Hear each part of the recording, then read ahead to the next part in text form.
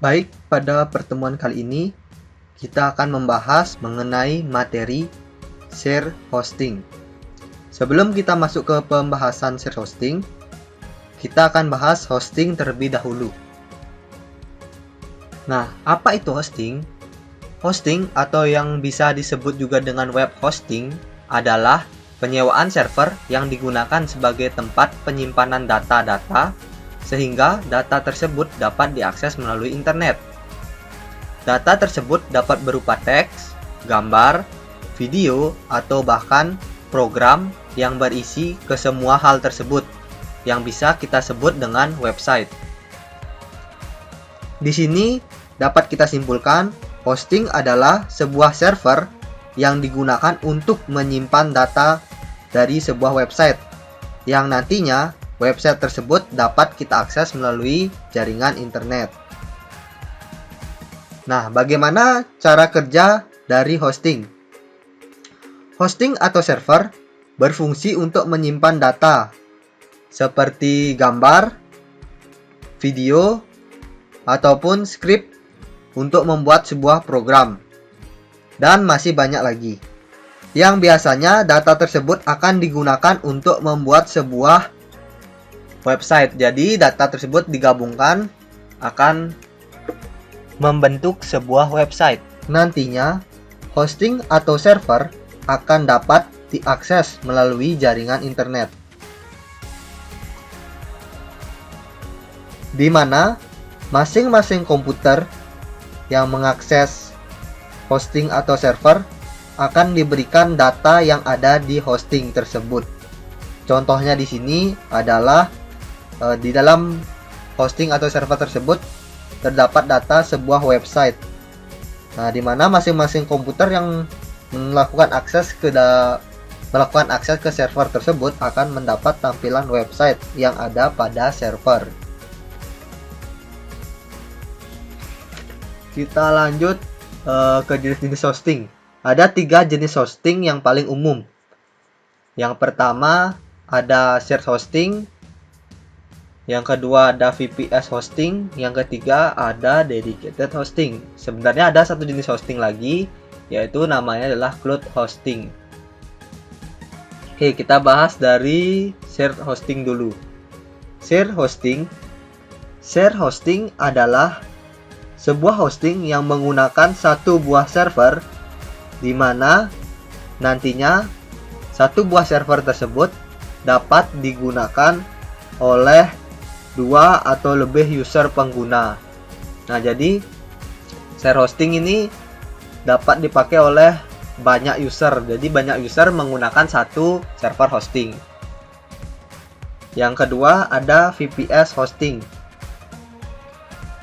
VPS hosting atau sering kita sebut dengan virtual private server adalah sebuah hosting yang menggunakan satu buah server, di mana nantinya di dalam server tersebut akan dibuat sebuah virtual server untuk penggunanya, di mana satu buah virtual server pada server tersebut hanya dapat digunakan untuk satu pengguna atau user. Jadi seperti contoh yang ada di slide, di mana ada satu buah server asli itu membuat 3 virtual server, dan masing-masing virtual server tersebut dimiliki oleh satu user. Yang ketiga itu ada dedicated hosting.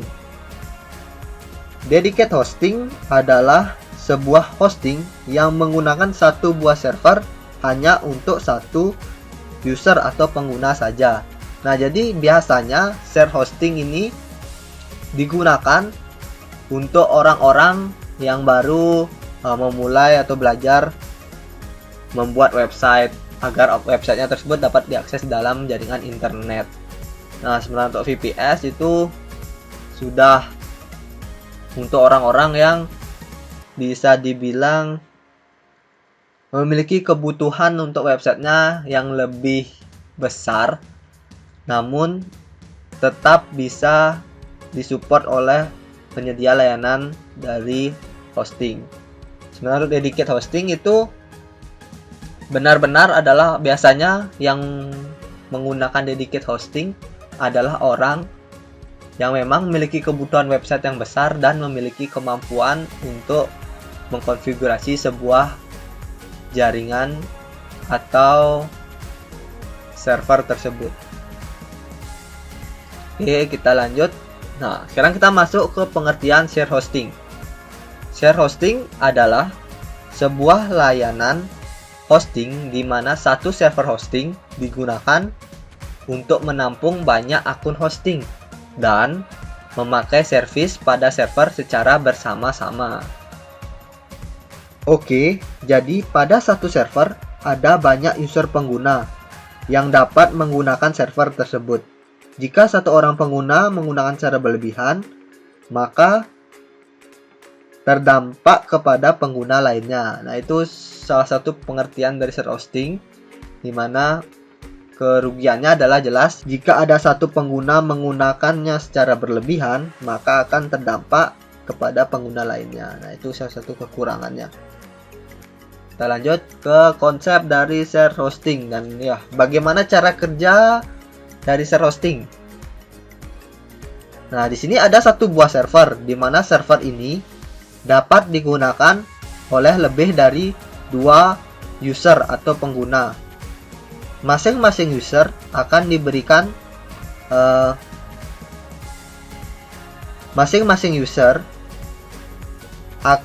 diberikan tempat tersendiri untuk menampung sebuah file.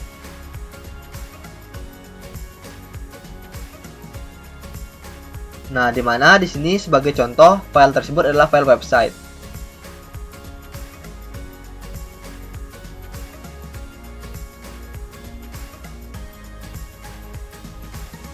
Di mana jika ada salah satu user atau website diakses oleh banyak orang, maka website yang lainnya juga akan terpengaruh, di mana akses ke website tersebut atau website yang terpengaruh tersebut akan menjadi lebih lambat. Oke, biar lebih mudah, kita coba menggunakan analogi yang di luar jaringan. Nah, di sini kita perumpamakan di mana server itu adalah sebuah rumah atau kita bisa bilang kos-kosan lah. Di mana di dalam sebuah server tersebut mempunyai sebuah website atau data-data dari website. Di sini website itu kita umpamakan sebagai orang yang tinggal di rumah tersebut atau di kos-kosan tersebut. Nah, jika yang tinggal di rumah tersebut sedikit, maka kondisi dari rumah tersebut akan masih dalam keadaan aman. Tapi jika lebih banyak orang yang tinggal di rumah tersebut, bagaimana jadinya? Oke, kita perumpamakan jika hanya ada satu kamar mandi di dalam rumah tersebut dan satu orang menggunakan kamar mandi tersebut terlalu lama, maka orang lain yang tinggal di rumah tersebut juga pasti akan terpengaruh. Contohnya saja, ada yang mungkin akan terlambat bekerja atau terlambat ke sekolah. Nah, begitu juga dengan server, di mana jika ada satu website yang terlalu overload dalam menggunakan resource-nya, maka website yang lainnya juga akan ikut terpengaruh. Di mana yang dimaksud terpengaruh di sini, di mana website tersebut akan berjalan lebih lambat dari biasanya. Oke, kita masuk ke dalam kelebihan dari share hosting. Terus, apa sih kelebihan share hosting itu? Yang pertama, harganya terjangkau. Share hosting relatif lebih murah dibanding dengan VPS dan dedicated hosting. Ini sangat jelas, di mana kalau kalian mencari atau membandingkan harga dari share hosting dengan VPS dan dedicated, share hosting akan jauh lebih murah ketimbang VPS dan dedicate. Yang kedua adalah keamanan, pembaruan, dan pengelolaan server dilakukan oleh penyedia layanan hosting. Jadi, kita tidak perlu berpikir lagi untuk melakukan update pada hosting kita. Kalau kita simpulkan, yang pasti harga dari share hosting itu lebih murah. Dan untuk konfigurasi pada server itu sudah ditanggung oleh penyedia layanan. Jadi, kita tinggal menggunakan kontrol panel yang disediakan oleh layanan hosting tersebut. Oke. Di mana ada kelebihan pasti ada kekurangan. Nah, di sini kekurangan dari share hosting itu ada yang pertama, karena banyak website berjalan di server yang sama, terkadang menyebabkan akses lambat. Yang kedua, terdapat banyak batasan pengguna dan sumber daya. Yang ketiga, karena server digunakan bersama, jika ada salah satu pengguna menyebabkan gangguan atau overload, pengguna lain di server yang sama berpotensi terkena dampak gangguan. Nah, kita simpulkan untuk kekurangan share hosting. Jelas di sini kita tidak memiliki hak penuh pada sebuah konfigurasi server. Masing-masing website saling mempengaruhi satu sama lain. Tapi, ya di sini ada tapi. Biasanya yang menyebabkan seringnya gangguan atau trouble bukan karena penyedia websitenya yang terlalu menumpuk banyak user di satu buah server. Tapi, biasanya pengguna dari share hosting ini tidak mengetahui kebutuhan website mereka. Jadi, website yang seharusnya itu membutuhkan sebuah VPS, dia menggunakan share hosting. Itu menyebabkan overload pada website mereka dan juga mempengaruhi website lainnya yang ada di server tersebut. Nah, kapan kita menggunakan share hosting? Yang pertama, share hosting adalah layanan paling populer untuk pengguna yang sedang menggunakan website pertama mereka. Oke.